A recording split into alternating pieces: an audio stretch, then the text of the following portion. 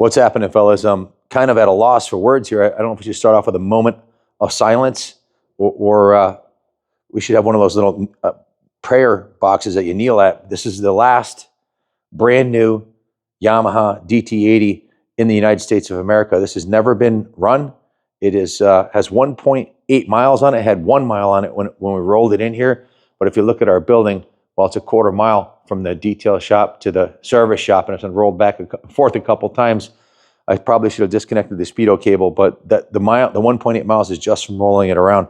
We bought 19 classic motorcycles from a collector who passed away from his estate, and he had 14 of them were brand new, never been run, never been snaked into gear, absolutely pristine, original survivors. So we of course, because the bike's been sitting for 43 years, we wanted to go through it and give it a full, what we call a preservation service, not a restoration service. Thank God he oiled the cylinder before he parked it. We put a borescope down the cylinder and it looked brand spanking new. Still had the cross hatches on there. So mechanically it was stored properly, thank the good Lord. Because sometimes people will store bikes in the wrong way and it can do some harm. This one was done right. So it's a genuine, brand new DT80. It runs absolutely perfect. I'll fire it up for you just so you can hear it.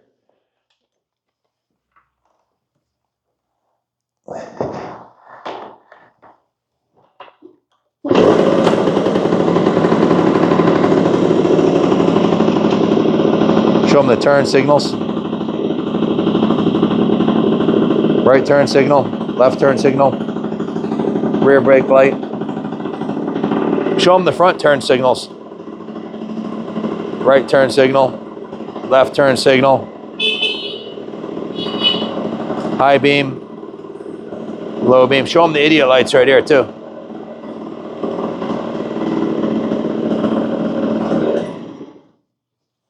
So what we have here is an absolute time capsule.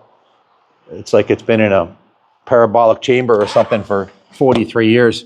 These don't exist because they're ridden mostly by young men and women, mostly young men that have nothing better to do but ride their bikes, so they get the wheels ridden off of them. Most of them, the lights get smashed off of them. They get stripped down, turned into dirt-only bikes.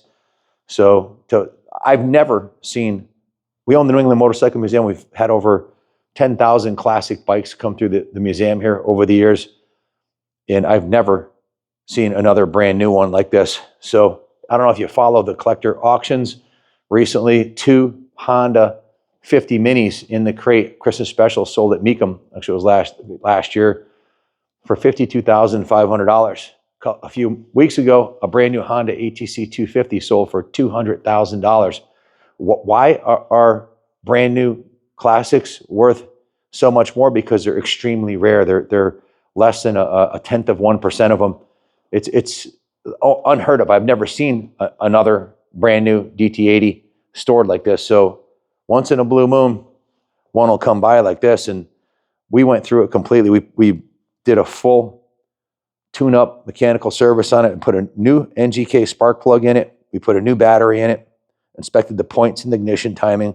The cylinder was scoped, like I said, and it had been oiled, so there's no corrosion or degradation. It is perfect in the compression test at a perfect 140 PSI. We professionally flushed and cleaned the fuel tank interior, installed a new OEM Fuel Petcock, the fuel tank rubber, the fuel cap rubber on this gorgeous chrome cap. The rubber was replaced underneath it, and we also replaced the rubber OEM fuel tank mounts underneath the tank, which you can't see. All the things that you don't think about doing, but after 43 years, you need to do.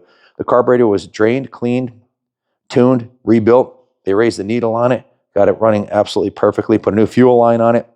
The airbox was inspected, and a new OEM air filter was oiled and installed. The original air filter definitely needed to be replaced after 43 years. They start degrading in quality. It has VP94 ethanol-free fuel in it. We injected the oil, inspected the oil injection tank, put Bel-Ray 2-stroke injector oil in it, verified the operation of the oil pump, inspected and bled the oil pump, changed the gear oil with 1040 gear oil. The original final drive chain was removed and cleaned in our parts cleaner. We set the tire pressures and started it and it runs absolutely freaking perfect. It's as good or better than the day that it came out of the crate mechanically, because the carb was tuned properly. Sometimes when they come in from the manufacturer, they run a little bit lean. The paint is absolutely gorgeous on it. It's all original paint. It was professionally rotisserie detailed. By that, from top to bottom, every square inch of it was steam cleaned, hand washed. All the chrome was polished. All the rubber was clean. The tires were thoroughly cleaned. The tank was given a two-stage polish with new coat polymeric wax that has a ceramic sealant. New coat, that's what we use on them here. And every square inch of it was polished, waxed, cleaned, and it's absolutely freaking brand new and perfect. The spokes were clean. The chrome on the rims was clean. The seat was clean. You got to look. Let me show you underneath the seat on this thing. It's really quite remarkable. This is what they're supposed to look like brand new, and they never do. They're usually all rusty. Look how the seat foam is even perfectly crisp and spongy. As is this foam. Usually it's all rotted and chewed on by rats, and has the original sticker. Has the toolkit's never been out of the motorcycle. That is a brand new battery. The original was disposed of and a new one installed. Actually, it had no battery in it when we got it.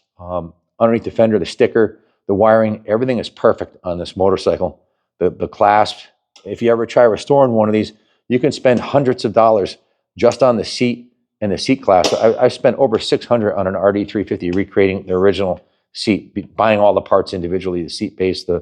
It gets expensive doing restorations, and if you look at the cost of shop labor to do a frame off, to take a bike that's been hammered over the years and neglected and restoring it to brand new condition, you're typically going to run in the 60 to 100 hours shop labor, depending on how much work it needs. Shop rates in Connecticut are averaging about $200 an hour now. In Connecticut, I don't know where you are. If you're in California, it's probably a little more. If you're maybe from Florida, it's a little less. I don't know, but I don't know any shops around here qualified that'll work for under $200 an hour. So a frame off, you just don't find too many frame off restored ones unless they're done by a private guy at home who may not really know what he's doing. And quite often they're lipstick on a pig. You know, the cranks are worn out, the trannies are worn out from being hammered for years, but it's got a nice new paint job on it. They're only brand new once a cucumber becomes a pickle. They never really go back to cucumber. This is a fresh cucumber. So absolutely museum quality, investment quality piece. It's they're only new once. So the DT80 is a cultural icon. Many legends of the sport got their start riding these on the dirt version of it, the MX or the DT. It's a bulletproof 80cc two-stroke, piston port injection, automatic oil injection. Piston port induction with automatic oil injection. Super quiet. And a lot of power for an 80cc two-stroke. It'll pull my big butt around. If you watch the channel, I've restored a whole bunch of these, and I ride wheelies all around the parking lot and circles on them and stuff. But I would not do that to this one. It's just too nice. The thought of scratching it or screwing it up in any way makes me sick to my stomach. So has a tubular steel full cradle chassis, full-size bike, brakes and suspension. So it basically was like a scaled down version of Dad's DT250. But most of the kids that had these would crash them. The original mirror, the Yamaha mirror, is still intact. The levers, everything is absolutely perfect and pristine on the bike. It's about as good as it gets. It doesn't get any better than this. Normally, these switch housings are broken and parts are missing, and you can barely read them, and the ignition switch is all worn out. This is I don't think the key's ever been taken out of the ignition on this bike. And it's never been ridden, never been snicked in the gear or ridden around. It's just got 1.8 miles and being rolled around for the various places over the last 43 years. So if you want to ride it, it's ready for a lifetime of happy riding. These things are bulletproof. You can run tanks and tanks and tanks of gas through them with very little maintenance. They're absolutely indestructible. Or put it on display as a family heirloom investment. NOS units like this are the high watermark for investment grade vehicles. There's nothing better. They're definitely a hedge against inflation. And as I said earlier, at major auctions, these bikes like at Mecum or Bring a Trailer, they're having explosive results. I mean, $200,000 for an 80, I think it was an 83 ATC 250R Honda recently, and 52 grand for two Honda 50s. So the stage is set for these to be going up in value, and it's an honest to God great investment hedge against inflation. So there are no new ones left. This is it.